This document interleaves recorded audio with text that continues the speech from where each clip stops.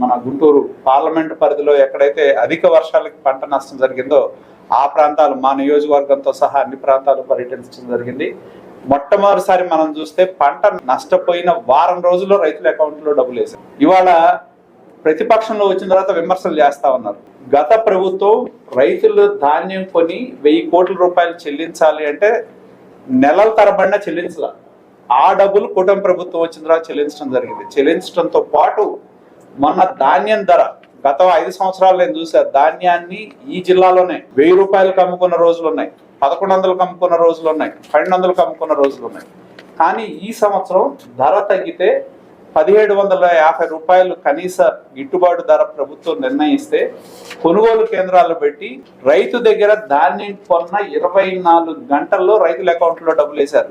ఇంతకంటే ఏం చేయాలి ప్రభుత్వం? మరి జగన్మోహన్ రెడ్డి 5 సంవత్సరాల నుండి 5 నెలలైన రైతులు డబ్బుల్లో పడాల. కానీ ఇవాళ రైతు దగ్గర ధాన్యం కొనగానే 24 గంటల్లో వాళ్ళకి డబ్బులు పడతా ఉన్నాయి.